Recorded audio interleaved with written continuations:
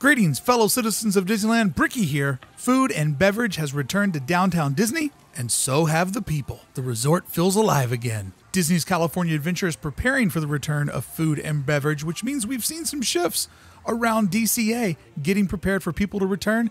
And what's with this? The lights are on Radiator Springs. Still can't get a Starbucks in downtown Disney, and a couple other things haven't opened. But the Resistance Base is coming along, and I have all the dates for you to get your reservation to be one of the first Legacy members to check it out.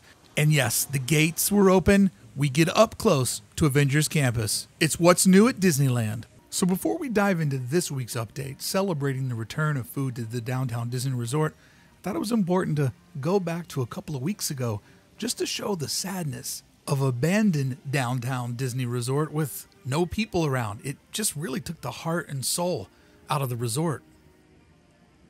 And even though we are still a very far way away from what feels like normal to you and I, it is a nice step, a healthy step in the proper direction. Seeing people out at the resort this week just gave it a kinetic energy that is one of the things that many of us maybe didn't know that we loved about the resort until it was taken away. Seems that we always wanted to be there by ourselves, got there by ourselves, and realized that it was a nightmare. Look at this little duck just working it on the other side of the fountain. And I am happy to see that the ducks have migrated out to where the food is, around the people. Jazz Kitchen had the upper balcony open, and sure, it's not the balconies of Club 33 looking down on New Orleans Square, but I'll take it. I'll take the Jazz Kitchen balcony with people up there dining and having a good time. And it's awesome to see people back on the planters. The planters have become benches again. So yes, as of right now, as of this video going out to you, downtown Disney is open for dining, but we won't see Disney's California Adventure reopen until this Friday. So this is one of those moments where even when you're shooting at the park, you know everything is going to be outdated so quickly because we're moving at a brisk pace to get back to where we were back at the end of November. 60 days lost. What I feel is one of the most beautiful patios of downtown Disney. Just there's something about walking past it and seeing people have a good time, which I'm telling you, if you haven't been able to make it out because you live far away, it is just contagious seeing others there enjoying themselves versus walking past this and then debating with yourself, did I really make it to the end of human civilization? Like, am I going to be one of the last people to check out on planet Earth? Like, I had crazy apocalyptic ideas when I was going through the monkey paw version of the Disneyland Resort. And even the carry-out only establishments like Marceline's gets a nice uptick in business because now you can grab it and carry it over to the planters and enjoy yourself. So food being back to the resort isn't the only thing that has changed. Let's look around now at some noticeable differences from the last couple of visits we've had out. One that I noticed in downtown Disney is that the World of Disney massive roped off queue wasn't there and people were just walking in at their leisure. So that was very different to see. And DCA also had some adjustments as well. Carthay Circle, as you may have seen in the last couple weeks of videos, and by the way, the black border always means that we're time traveling into the past. Still don't know how to travel to the future. But the canopy of Carthay Circle had turned into a little makeshift area for vendors where you could find sippers, balloons, and various holiday items, limited items. But definitely an interesting chapter in DCA history where you could buy a popcorn bucket or a sipper, but we're not allowed to buy the popcorn or the sippy sip. So definitely interesting times. It's nice to see Carthay Circle return to its prestigious regular self, and happy to say I have reservations for Friday. Now Cars Land, this is exciting. Well, in these times it's exciting. Cars Land looked like this on the opening weekends. They just had the billboard on, but you couldn't actually see Radiator Springs or Route 66 illuminated. But now the lights are on, so this could mean a couple of things. Maybe they're just testing all the bulbs to make sure they still work, or maybe we're going to see the footprint of DCA expand. The number one question I hear is, why isn't Main Street opening in Disneyland? They don't need to. They have so much more room to expand in DCA. I would imagine you would have to see a fully operational DCA where you can walk through all the different paths before they would even consider opening up Main Street. Hollywoodland has been shifting the direction of guests again, and I have a bizarro theory why it might be. Originally, you could not walk down this wider thoroughfare here, right? Like this was sort of the COVID bridge. Guests were coming in on the right, exiting on the left, and this was to keep us socially distant from one another with a parade-size space between guests coming and going. However, this has changed, and maybe a theory why.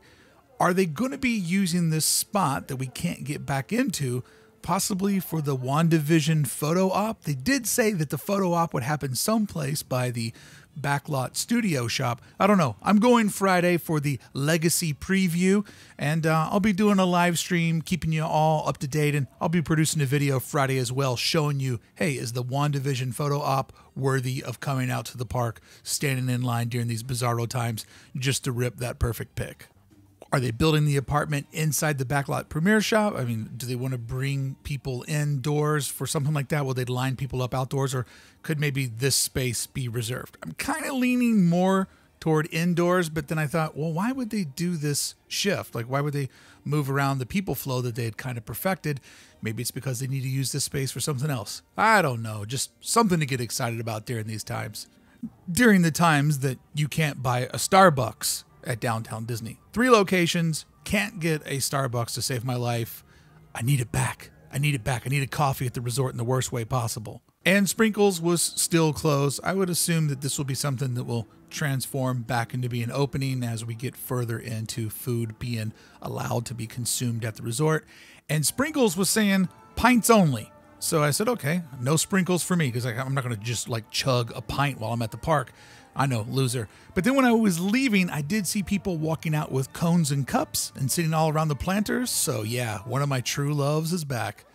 The transformation of the Rainforest Cafe on the western end of downtown Disney into the new Star Wars trading post is coming together nicely.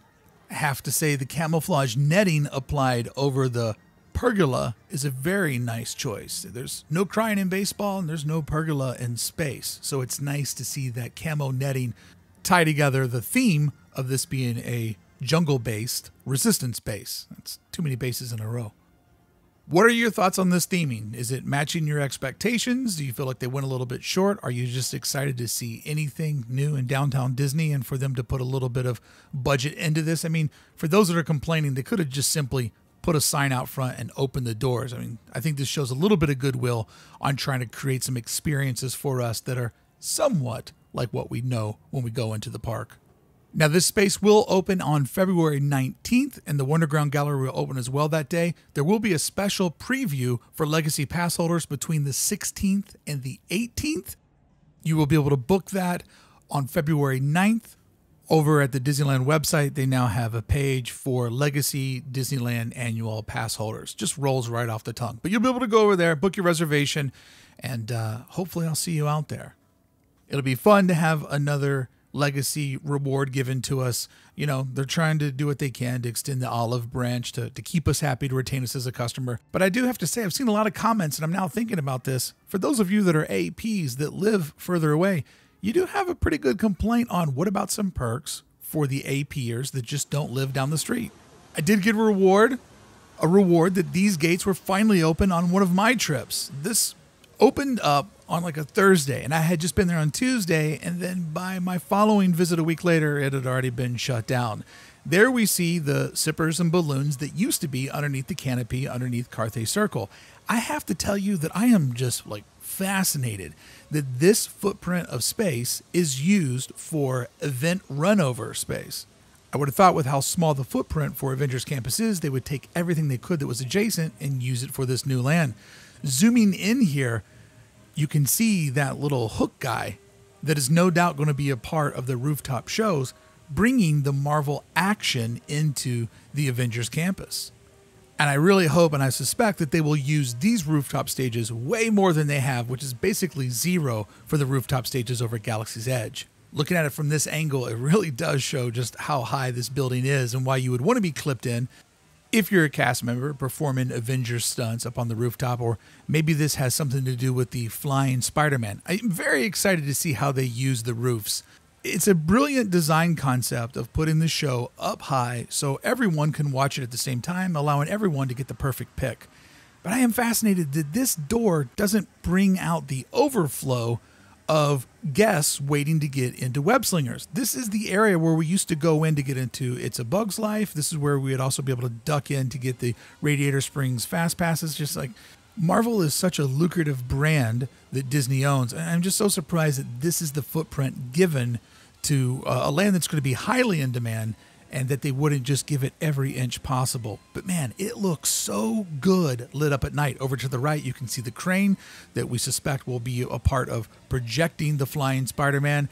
But when it's lit up, it looks just like the concept art that they released. It has that nice blue hue. Over to the far left, you can see the Stark Industries mural or sign with a lot of patina, because this is a old space that the Stark family gave over to the Avengers to convert into their campus. And I love those light fixtures.